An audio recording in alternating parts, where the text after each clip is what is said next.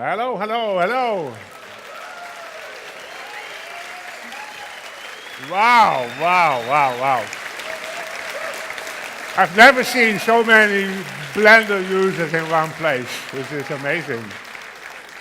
So welcome, welcome. This is the 18th Blender Conference, the international yearly conference in Amsterdam, where we celebrate that in 2002 Blender became open source. And I have a nice keynote, but as usual, you know, I start with a little warming up for the audience. So first question I have for everybody is, of course, where are you from? And I first want to see all the Dutch people. Come on, Dutch people. How many Dutch people are there? That's not a lot, right?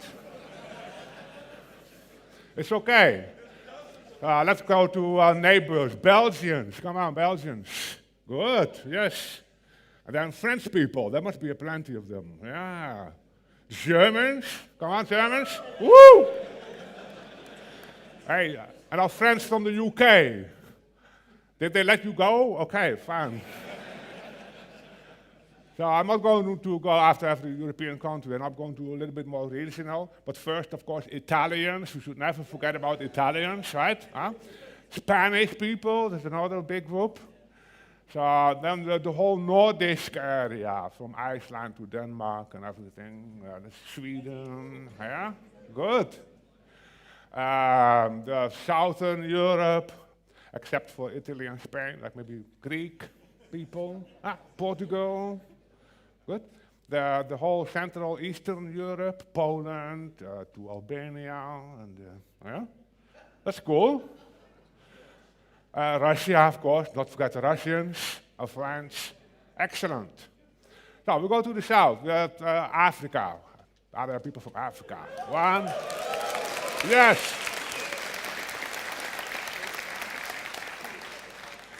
Now, of course, we go to Asia, China, India, come on.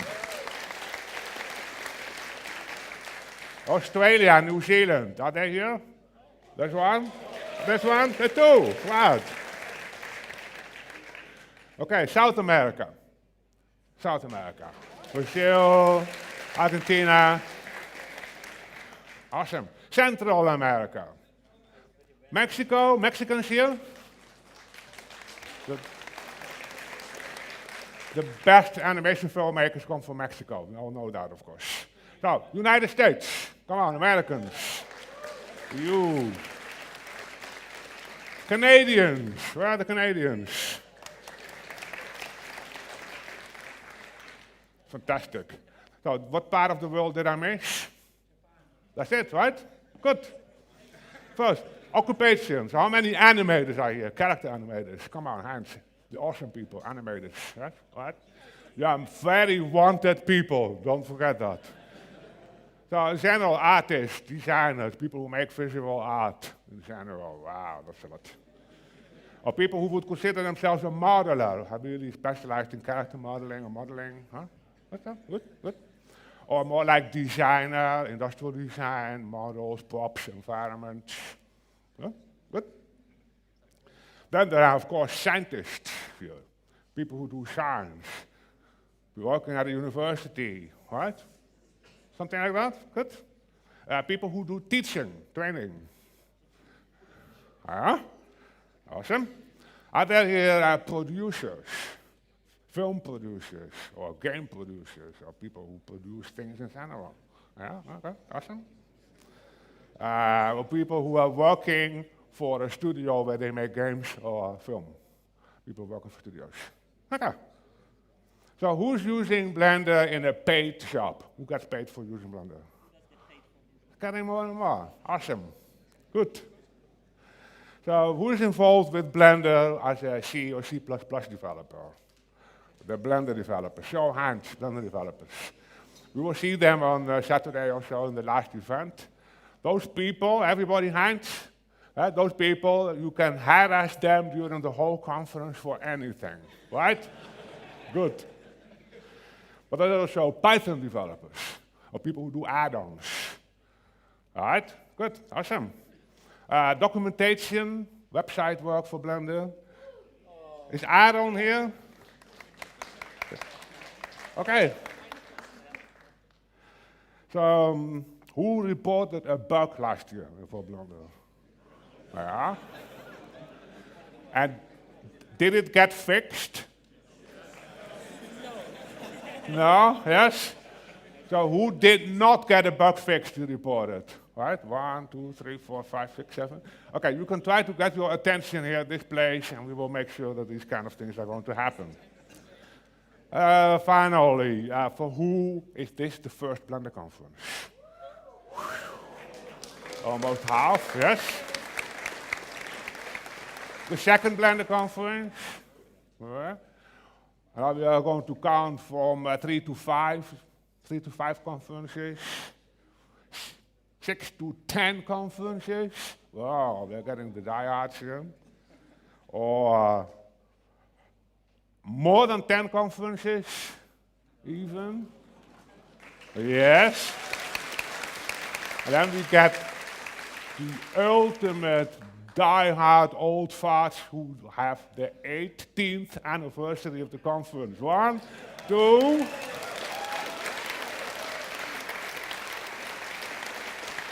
Good. I feel sorry for you guys. You have to come every year, right? You cannot skip, otherwise you lose your status. Okay. So I was looking for a theme for my keynote. What am I going to talk about? And of course, there's actually only one real topic, right? We won! Yoo-hoo! Yes, you won, and I won, and Blender won, right? Yes, cheer for yourself.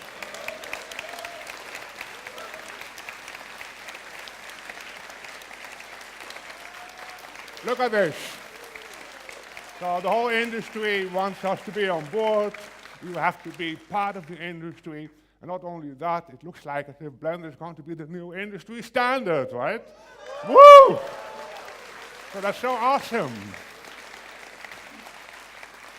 But you know me, I start asking also some questions, right? Like, is it really? What does it mean really to be a winner or to be among the winners?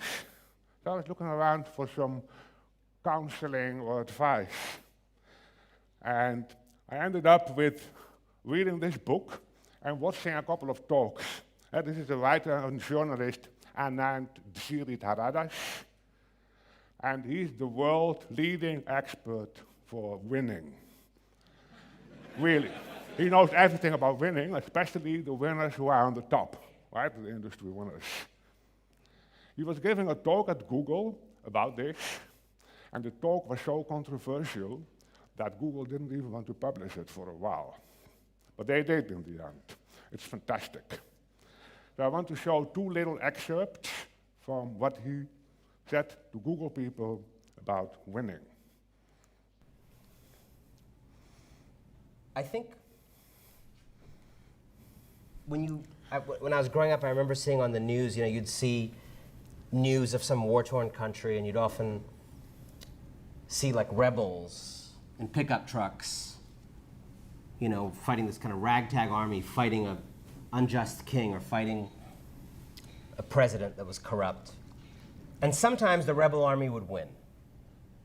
And the guy in the back of the pickup truck would end up in the palace. And I think that's what happened to tech. This was, in many ways, an industry of renegades and hackers and tinkerers and people doing weird things. And I could imagine when some of these technologies, and some of you may be old enough to remember, some of these technologies were getting off the ground. I can imagine that to be up against General Electric or Walmart or IBM, you must have felt like rebels against an incredibly powerful establishment. But here's the problem. When the rebel in the pickup truck ends up in the palace, you know you're in trouble if they keep wearing that beret. Yeah. I mean, so he said it to Google, and of course people at Google think they are the winners, right? But they are not only that, they are establishment now. They are not the revolutionaries. So there's a difference between it. So are we now establishment? Are we going to be the conservative people who only gather more power, get more money in, and whatever that means, to be on the top? Or are we still the rebels, or the hackers, or the tinkerers, or the community of Blender users who will have fun? Can you do both, maybe? Here's another thing he wants to say about it. Something that you probably have heard 5 times in the last week, the word win-win. How many of you have heard that term in the last week, would you say? How many of you have used that term recently? And what's your general impression? Win-win, good or bad? Good, right? Positive. It's not just one victory, it's 2. Right? Double the pleasure, double the fun. What I want to suggest today is that win-win is a more sinister and dangerous ideology than we recognize. And I know that's a little mind-bending, particularly in an institution like this that has created some genuine win-wins for the world. But here's the problem with a lot of what happens when the win-win becomes our way of thinking, not about business, but about social change. Win-win starts to mean that the only kind of social change that is acceptable, or the kind that should get the most funding and the most attention, is the kind of social change that kicks something up to the powerful. The only kinds of social change that are good are the kind that don't cause problems, don't ruffle feathers, don't blame anybody, don't accuse anybody, don't have perpetrators, just solves a problem in a way that is a win for the people you're helping, and frankly, a win for those who are helped. And what is... So yeah, so there is a catch, right? So if you get all the support and all the people of the industry on board, what we have, they give you all the money you want, and you can do everything you want, you think, but there is a catch. Right? So this is not so much the win-win thing. They have their own agenda. Of course they want to have something, right? They want us to join them, right? That's what they say, come on board. And people were telling me things like, hey Tom, are you now going to listen to us, right, to the industry? Are you now going to do things that will help us? Are you going to give professional support, services, dedicated private channels, the business class entry to the bug tracker, or are we going to have something that will help the industry? Are we going to do dedicated something for them?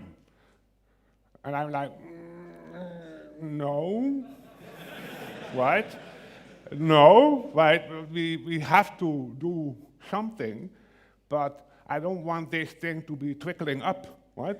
We have to do the other way around. And that is to say to the industry, join us, right? Come on board with Blender, with us and the community. And of course, we have to change. We have to grow up, right? Blender is coming of age, so we are going to professionalize our own channels, improve our own organization, and make it a system which is accessible for everyone, free, online, but include the professionals and the industry. Then I asked myself another question. So why is it, right? Why are people using Blender? So why is this thing taking off so much, right? It's not about the left mouse click, or about a little bit maybe, or the 2.8. Of course, it helped a lot. So I was at a festival this year. It's called NAC. And there were like 10,000, 15,000 animators and filmmakers celebrating animation. And in the evenings, everybody was hanging out in places, Café des Arts. And I was meeting with lots of people there, especially also young people. The Generation Z, 17, 18, 19-year-olds, born in this century. And they were looking at me like, as if I was Santa Claus, or the abominable snowman walking around with big eyes, and like, what, talking, yeah, Tom, they're all using Blender, of course, we're using Blender for everything, but not in our schools. The teachers teach us Maya, but Maya is for old people, you know? So we have to learn it, but for our own projects and privately, we're all using Blender. So, and it happened several times. And at some moment, I asked one of the kids about why, right? So why is it? Because you're young, you know how to find your ways on the internet. And you can get educational versions or trial versions of Maya or any software you want. So what is it that you use Blender? Well, he said community. That's a community. So, what do you mean? Well, so if you want anything with 3D online, as an animator, or as a modeler, or as anyone who's interested in 3D, you end up with Blender. It's the whole social media, it's all the thousands of websites, there's this gigantic community of people online who help out each other, and who share, and who show their work. There's no way that you can get help from professional Maya users online, because there are only a couple of thousand of them, and they pay so much money, they have to work for the license and do stuff. They're not going to help out all the kids online. So Blender is part of the ecosystem of the internet. And young people like that. A similar question I had for the professionals, because suddenly we had studios coming on board. And not only Tencent Animation in Canada, Ubisoft and others. I asked them why. Why is it? Because I don't think Blender is the best software, right? We don't have the best people, the best CEOs or the best whatever. At Blender we do our best, but Blender is okay, I think. You have choices to make. So why do you want to use Blender? They said, well, because you guys care, right? And that's right, because I care. I care a lot about what I'm doing. I'm super enthusiastic and passionate about 3D. And I know that everybody who's involved with Blender has that same passion and enthusiasm for what you do. We truly care. I care about the users, I care about the software, and I care about making awesome things with the software. And that's the main thing, and that's unbeatable. You will not get the Autodesk CEO standing in front of the audience of Maya users and say, we care, right? We care. Everybody will start booing and throwing stuff at him. But I think we can say that, we really care.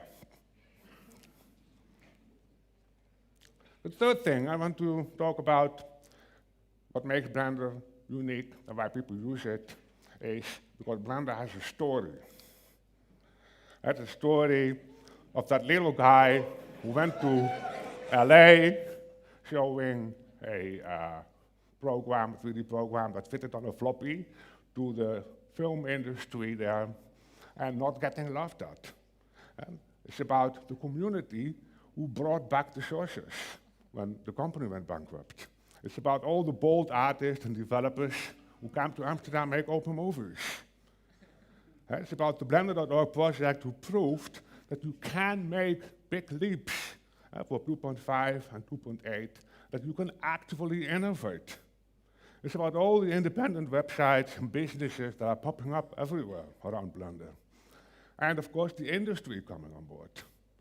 But it's also the story of people who work in prisons on rehabilitation programs using Blender. I heard stories of people who are autists, who are using Blender to get out of their limitations and start communicating, or some boys in Africa in a little town who make a science fiction film. It's just about all those people. It's about the story of people. And that's what the Blender product is.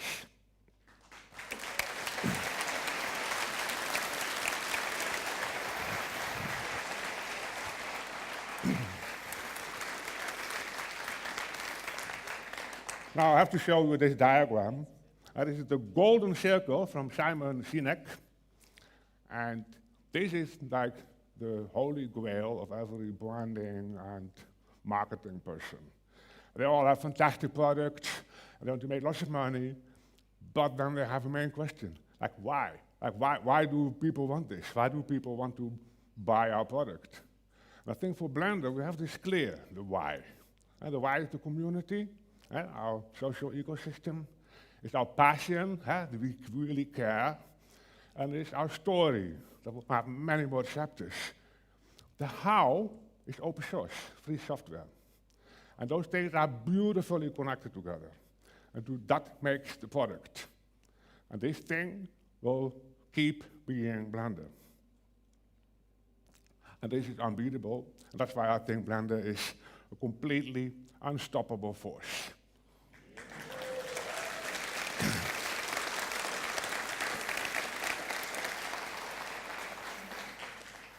Let's talk about the future. So yeah, I have an announcement to make. So I will step down as chairman of Blender Foundation, one day in the future, right? I got you. You don't get rid of me that easily. But I have to be honest, right? I'm already setting up the Blender development project as almost an independent entity. I'm not developing anymore. I'm pushing a little bit, but we have a fantastic team who takes care of Blender and brings it further. And really, give them an applause. What I want to do in the coming years, 5 years or something, I want to do the same thing for the Blender organization, to make sure that we have something built solid. There's a couple of things that will happen in the coming years. One is the Institute will become a real working company owned by the foundation. That will be just one unit. The Institute is, for example, organizing the conferences, having the offices, making sure that developers are being managed, and do all kinds of things to make sure that Blender is being organized very well. I want to find directors to join the foundation, especially for operations, a person, and a person for development, to lead development and developer relationships, for example, to keep the sponsors happy and keep them on board. And then I want to install a foundation supervisor board. That's the people who can come in once per year to look at how things go, approve on the budget, and say, it's good, or right, we have to do something else. What I also want to work on is to further professionalize Blender development, because there's a lot of things that we are behind on. We have to get a more welcoming portal, for example, for onboarding. We have to implement engineering practices. I find those horrible and boring, but it helps to get more developers on board, especially more professional developers who want to be able to understand how the software works without having to read 100,000 lines of code, right? What you have to do currently. And we have to nurture new talent, and especially we have to protect our key developers. There are people who are doing fantastic work. They are the best in the world, and they are full-time working on a bug tracker, for example. And they are swamped in work, so we have to organize ourselves better. So in short, to solidify the Blender project for the future. That will keep me occupied for a couple of years. Yeah, but what about me, right? So, really, what about me? Because I have my own passions and desires as well. And I won't give up on that. For example, right, I still have this project going. This is the Agent 327, our Dutch spy movie. Whenever I have time available, I want to push this further and make sure that we can make this film, of course, with open source and Blender and in the Blender Animation Studio. The other thing is Blender Cloud. We want to work on growing that further and really explain to people that actually the cloud is like the studio, the animation studio. And if you grow the cloud, it can become an independent production company. It's a place where people can make high quality, industry level content, fully independent and supported by a community. So I have another announcement, and that is we're going to work on Cosmos 2. So there's a little disclaimer here. We're still working on getting the story to really fleshed out very well. But if the story works, then we will decide to pick it up. And that's what will happen in November and December. And we know how to do this. And then, thank you to our sponsors, right? They made, for example, those 4,096 LED lights possible. It's a fantastic screen what we have. And thank you for listening to me.